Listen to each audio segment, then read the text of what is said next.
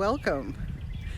It's almost like nature flipped a switch. We've been having temperatures in the 20s with 20-mile-an-hour wind every single day. And now it looks like we're going to have a good 10 days where the temperature is going to be hovering around 50. In fact, I just checked it and it looks like it's 53 degrees here right now. So meteorological spring has kicked in. Now that doesn't mean that we're not going to get some kind of crazy snowstorm before the month is over, but it does mean that I'm actually going to be able to get out in the garden in a comfortable way and enjoy doing some things out here. So today I'm going to take a walk around the yard and take a look at some signs of spring. I'm sure they're popping up at this point. See what's coming up, what bulbs may be showing their little heads at this point. But I'm not going empty-handed. I'm also taking with me my clipboard so that I can write some notes about things that I need to do, a task list if you will. And I'm also taking my garden diary with me. Whoop, the wind is getting to me here. My garden diary is something that both my husband and I take notes in, where when we're out doing things in the yard, we take notes about what's going on. You know, when different daffodils popped up, when we planted different seeds. And it's something that is really good to be able to look back on. And I'll give you a couple of examples of that later. Now, the first thing I want to take a look at are my pots of tulips on the deck. I love tulips. I cannot plant them in the yard here because the critters go after them. Between the deer and the bunnies, they don't last very long. So what I did last fall was I planted tulip bulbs in these pots and I put them out on my front porch where they don't get the weather but they get the cold, and I could control how much water they were getting. And I just recently brought them back out onto my back deck, and look, you can see the little tulips are starting to pop up, which I'm thrilled with. Oh, this one too, there you go. So I'll still be able to enjoy tulips, but as annuals on my back deck where I can see them from inside the house whenever I want. Daffodils are starting to pop up. Not very big yet, but I can see where they are. This is an area where I store my pots over the winter time. And against the deck, where it's a little warmer, you can see that the daffodils are up a little bit more. But this is something that now has to go on the task list because a lot of leaves blew onto the beds where the daffodils are, and I need to get out there and clean it up, move the leaves aside. You may notice that in my winter pot storage area that all of these glazed ceramic pots are actually raised up a little bit. And these are some pieces of plastic wood that were left over from a project that Tom did. We find that as long as they're empty, you turn them over and you raise them up off of the ground so that the lips of the pot are not actually touching the ground, that they winter over beautifully. We used to bring them inside into a shed, and that has turned out to be a lot of work, and many of these are very, very heavy pots. This is right off my deck in what we normally use as our tomato garden, and I'm looking at them now. Nothing is broken, nothing is damaged. They look just great. Now there's nothing coming up here in this bed, not yet, but this is a good example of why a garden diary is a good thing. This bed is filled with ephemeral type bulbs, spring bulbs, mostly scilla. And I'll show you what they look like when they come up. But if I don't get out here and clean up the leaves and debris that have come into this bed over the winter, and I did clean it in the fall, but of course a lot of stuff blows in over the course of the winter, that it's going to interfere with all of those pretty bulbs coming up. And by putting it in my garden diary when they came up last year, it gives me an indication of how much time I have to do that. Another thing that's useful to do if you're going to keep a garden diary is to name the different areas in your garden. For example, we call this our front walkway garden. And as we move on, there's a bed that's alongside the driveway. We call that simply the driveway bed. But if we put those names in our garden diary, then we know exactly where the plants were that we had observed and the things that we observed, where they were. Now here's something that's going to be on my task list, and that is picking up sticks. And you know, it's not too bad this year. I don't know if you can see it well, but I've got a lot of sticks down on this lawn. And that will be one of the things, here's a bigger one over here, that will go on the task list as one of my first priorities, to clean all of this up. But this isn't bad at all. Last year, oh my word, it was a disaster. During January, late January, early February of 2024, we had some serious wind and rain events, including a microburst that pulled so much down, so many trees down, so many branches from trees.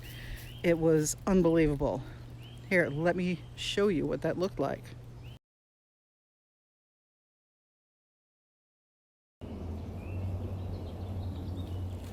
This is our garden shed area, and while I have gone and cleaned up the sticks in a lot of the areas of the property, we have not been up here yet.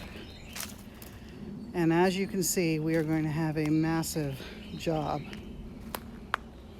We had some really serious windstorms over the winter, and they made an absolute mess of things. On the other hand, I suppose it actually got all of the dead branch material out of the trees, but it also took a lot of our trees down, so we've got a lot of work ahead of us.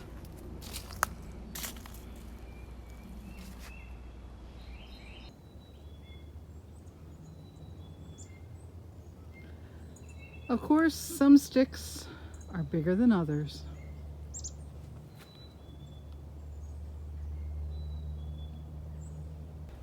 And let's not forget about this one.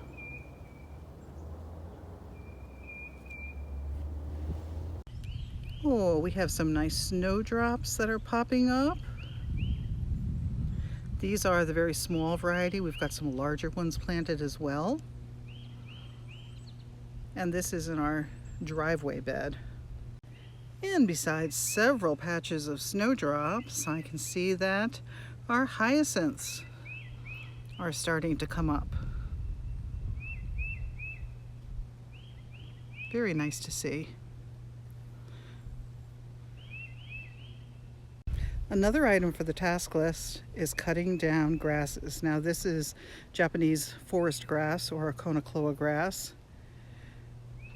These are really tough grasses. I usually leave them up for most of the winter because they actually look pretty nice until, this time of year when they start looking a little ratty.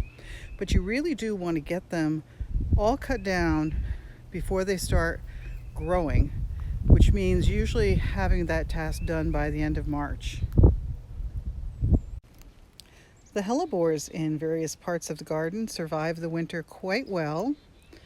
They're considered evergreen, although by this point in the season, you can see that the old leaves have kind of had it, but look at that nice crown coming up here. And in fact, all of them are showing the sign of a really nice, healthy crown coming up. So this is one that'll go on the task list, and that'll be cutting all of the old foliage back. Going back to the idea of naming your garden beds, we call this bed the Moai bed, and I think you can guess why, because of the two cast stone Moai sculptures that are on the wall. But when we talk about that, or my husband and I point out things that need to be done or that the other one should look at, it's easy to say it was in the Moai bed. We call this large half-moon shaped garden bed in the backyard the crescent bed because of its shape. The new garden bed that we built last year we call Leia's garden, and this one is named because its focal point is this pretty statue of this lovely lady, and we call her Leia.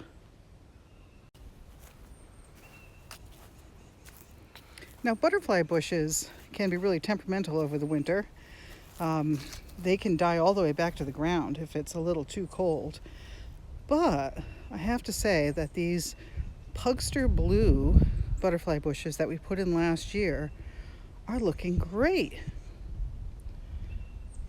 They don't even have dead tips on them, which is really amazing. I mean, there's some dead leaves in there, but they look wonderful, all three of them. Another plant that is evergreen and rarely shows much effect from the winter is this Ogon grass. Yeah, some of the leaves are a little beat up, but it's still looking really good. Something else that's kind of interesting is there are all of these trails running through the lawn.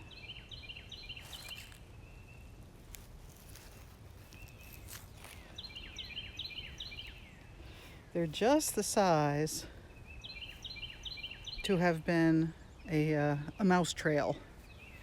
And I think they were probably created when we had that prolonged period where we had some snow with ice, freezing rain that kind of capped it. And I bet these are the trails the critters actually were running underneath that.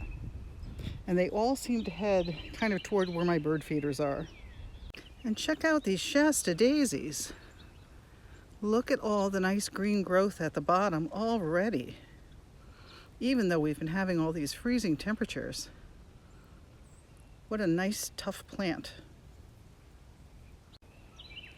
The PG hydrangea, which was absolutely covered with blossoms last summer and last fall, still has some on there, but it's interesting.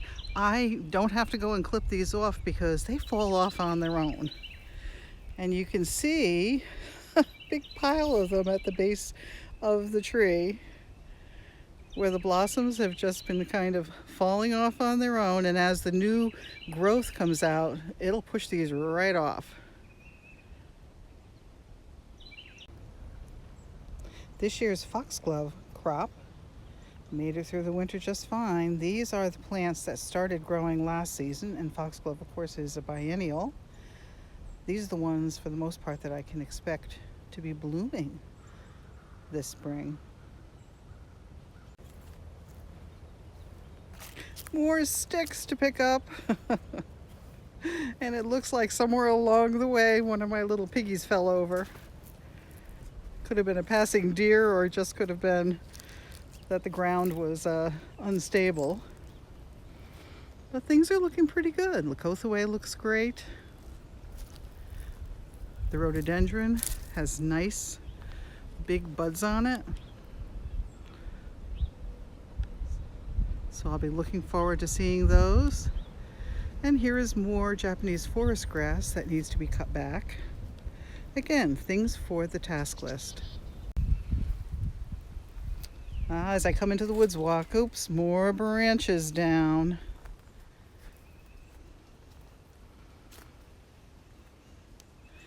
Yeah, these are going to take a little more effort to clean up.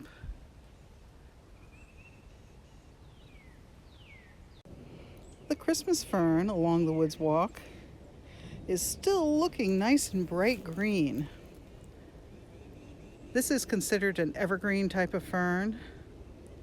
And obviously the winter wasn't too bad. Sometimes it looks far more beat up than this by this time of the year. But this looks like all I'm going to need to do is come in here and with my rake and pull some of the leaves out of here so that they can get some more air and sunlight, and they will be just ready to go. I've been really curious to come into the vegetable garden and see how things are doing. Hi, Gizmo. He loves coming in here. We did put leaf mulch on all of the beds. But it's interesting. You can see, obviously, we did not get all of the onions out of this bed in the fall. And I see onions popping up here, which is fine. Certainly don't mind that. What I'm looking at here, though, that's a little bit dismaying, though, this is the garlic bed. And at this point, we should be seeing garlic popping up all over this bed. And I only see a few little bits of green in here, so something's going on, and I'm wondering if we put the mulch on too thick. So let's see. No, this mulch is not too bad. I'm kind of digging into here. Doesn't seem too bad, but there is not any garlic popping up. Something did not go right. So I pulled some of the mulch aside, and I do see a few little bits of garlic, a little bit of green popping out here, but nowhere near as much as should be in here. And what I'm concerned about is that maybe we were over enthusiastic with the leaf mulch last fall, and maybe the bulbs rotted. We'll have to see. We'll have to pull this off, let it go for a while, see what happens. Well, it turned out to be such a nice day out here today that I decided to get myself changed and actually get out there and do some work. And at the same time, I'm still working on my task list and working on my garden diary as I think of things to put on it. And you may be asking yourself, why do I need a task list? I've been working on this property for 30 years and don't I know yet what needs to be done here in any given season? And the answer to that is, well, yeah, sure.